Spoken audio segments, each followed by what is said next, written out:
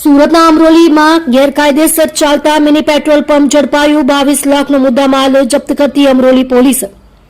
સુરત શહેરમાં ઇંધણની કટોકટીનો ગેરફાયદો ઉઠાવીને લોકોના જીવ જોખમમાં મૂકતા તત્વો સામે અમરોલી પોલીસે લાલા કરી છે। અંજની કેનાલ પાસે કોઈપણ પ્રકારની મંજૂરી વગર ચાલતા એક ગેરકાયદેસર મિની પેટ્રોલ પંપ પર પોલીસે દરોડો પાડીને મોટા કૌભાંડનો પર્દાફાશ કર્યો છે। આ સ્થળે સસ્તા ભાવે ઓછી ગુણવત્તાવાળું ડીઝલ ખુલ્લેઆમ વેચવામાં આવતું હોવાનું બહાર આવ્યું છે। ગુપ્ત બાતમીના આધારે પોલીસે પાડી રેડ। અમરોલી પોલીસને ચોક્કસ બાતમી મળી હતી કે અંજની કેનાલ વિસ્તારમાં કેટલાક શખ્સો ગેરકાયદેસર રીતે ડીઝલનો સંગ્રહ કરીને તેનું વેચાણ કરી રહ્યા છે। આ બાતમીના આધારે પોલીસે ઓચિંતો દરોડો પાડતા ત્યાં મિની પેટ્રોલ પંપ જેવી વ્યવસ્થા ઊભી કરવામાં આવી હોવાનું જોઈ પોલીસ પણ ચોંકી ઉઠી હતી।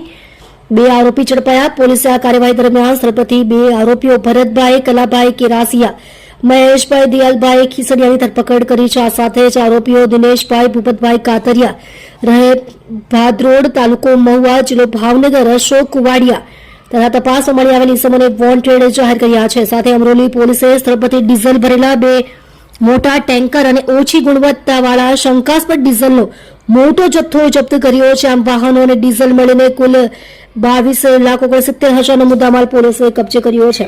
આગળની કાયદેસરની તપાસ હાથ ધરી છે।